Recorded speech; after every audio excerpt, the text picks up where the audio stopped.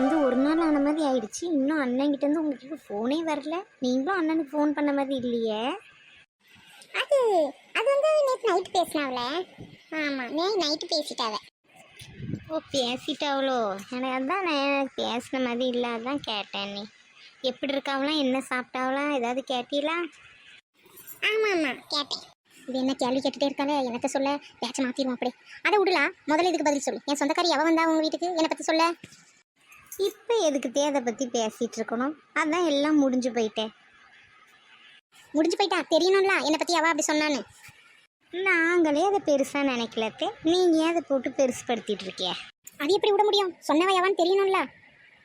அது எப்படி தேவையில காட்டி கொடுக்க முடியும்? எவ்வளோ நல்ல குணமாக இருந்தால் என் வாழ்க்கையை நினச்சி கஷ்டப்பட்டு வந்து என்கிட்ட சொல்லியிருப்பாவ. நான் நல்லா இருக்கணுன்ற ஒரே நல்ல எண்ணம் தானே அவியலுக்கு. அவியலை எப்படித்தான் நாங்கள் காட்டி கொடுக்க முடியும்? அதான் சொன்னாலா, அப்போ ஏன் உங்கள் அம்மா கட்டி கொடுத்தா? அதான் தேங்க கெட்ட நேரம் தலை இழுத்து என்ன பண்ண. 1000 பேர் சொன்னாலும் நம்மளுக்கு அந்த கெட்ட நேரத்துக்கு தலைக்கு ஏறாதான் பார்த்துக்கிடுங்க. அதை மாதிரி தான் ஆகி போயிட்டு என் வாழ்க்கை இப்படி இருக்கணும்னு இருக்கு. அப்புறம் யாரை சொல்லி என்ன பண்ண, போங்க. கெட்ட நேரமா பாத்தியாலாவில் எப்படி பேசுறான்னு தம்பி பொண்டாட்டியா? நம்ம எதிரில் இப்படி பேசுறாளே, பின்னாடி என்ன நம்பி சொல்லிட்டு வருவா எல்லாருக்கிட்டையும். அப்படியே இங்கே மாட்டிட்டு தவிச்சிட்டு இருக்கா உன் மைனியா?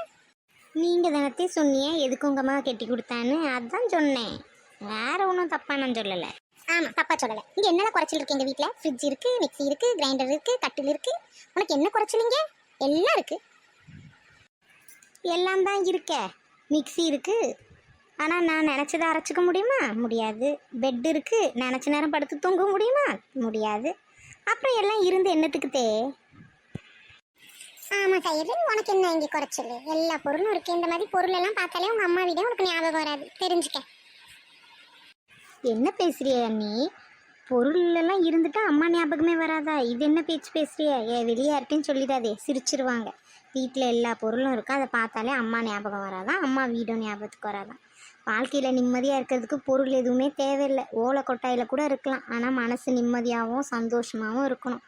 எப்போ பாரு நொய்யி நொய்யி நொய்யி நொய்யின்னு மனுஷங்களை போட்டு அரிச்சிட்டு இருந்தா வாழ்க்கையில் நிம்மதியே இருக்காது. இப்போ யாரில் ஒன்று அரிச்சிட்டு இருக்காவங்க என்னதானே சொல்கிறா நீ? அரிக்கிறாவ மனுஷனேன்னு. ஆமாத்தே, எப்போ பாரு நொய்யி நொய்யின்னு சொல்லிகிட்டே இருக்கக்கூடாது. அவங்கவுங்க வாழ்க்கையை அவங்கவுங்க சந்தோஷமாக வாழணும். போகும்போது நீங்களும் சரி நானும் சரி ஏன் அண்ணியும் தான் சரி, என்ன எடுத்துகிட்டு போக போகிறோம்? எதுவுமே கிடையாது. சம்பாரித்த எல்லாத்தையுமே சரி விட்டுட்டு தான் போக போகிறோம். அந்த ஒரே ஒரு உடுத்துட்ருக்க ட்ரெஸ்ஸோடு தான் எல்லாரும் போக போகிறோம். அதனால் இருக்கிற வரைக்கும் நிம்மதியாகவும் சந்தோஷமாகவும் மற்றவங்களையும் வச்சுக்கோங்க, நம்மளும் அப்படியே இருப்போம். அதுதான் வாழ்க்கையில் ரொம்ப நல்லது. இப்போ எதுக்கு தேவையில்லாமல் இது மாதிரி தான் பேசிகிட்டு இருக்கா? இப்போ என்ன நடந்து போச்சு? நீங்கள் என்ன நடந்து போச்சா? ஒரு சுதந்திரமாக உங்கள் வீட்டில் டிவி கூட பார்க்க முடியாது, தெரிஞ்சுக்கங்க. உங்கள் அம்மாவையே தான் வச்சு மாற்றி மாற்றி பார்த்துட்ருப்பாங்க. ஒரு பாட்டு பார்க்கலான்னா கூட முடியாது இந்த வீட்டில். சரி, உங்கள் அம்மா டிவி எல்லாம் பார்த்து முடிச்சுட்டு படுத்து தூங்க போவாங்க. அப்போ 2 பாட்டு பார்க்கலான்னு நினைப்பேன். அதுக்குள்ளே டிவி இவ்வளோ நேரம் ஓடி இருக்கு, சூடாயிரும், அதை ஆஃப் பண்ணி போடுன்னு இருவாங்க. உங்கள் தம்பி வர்ற வரைக்கும் நான் சும்மாவே உட்காந்துருப்பேன், போர் அடிக்க வெறிக்க டிவி கூட பார்க்க முடியாது, தெரியுமா உங்களுக்கு? அப்போ இவ்வளோ நேரம் இதெல்லாம் மனசை வச்சுட்டு தான் ஒரு குறைய உட்காந்து சொல்லிட்டு இருக்கா போல என்ன நீ? ஆமாம், பேசும்போது எல்லாத்தையும் சொல்கிறது தானே, மனசில் இருக்கிறதெல்லாம் சொல்ல வேண்டியது தான், வேற என்ன? டிவி பார்த்து முடிக்கிறீங்களே, சரி நான் தான் தூங்கிட்டேனே, நீங்கள் போகலாம்ல, அதையும் பண்ண மாட்டியே. தூங்கிட்டு இருக்கவளை எழுப்பி டிவி ஆஃப் பண்ணுன்றிய, அதெல்லாம் என்ன பேச்சு உங்களுக்கு? நீங்கள் மாமியார் பெரிய இது அதுன்னு அந்த மாதிரி உங்கள் மனசில் ஒரு எண்ணம் இருக்குதே, அதை மாற்றிக்கங்க. மாமியார்னாலும் சரி மருமகனாலும் சரி, மாமியார்னா மகளாக பார்க்கணும், மருமக அப்போ தான் அம்மாவாக நினைப்பா, தெரிஞ்சுக்கங்க.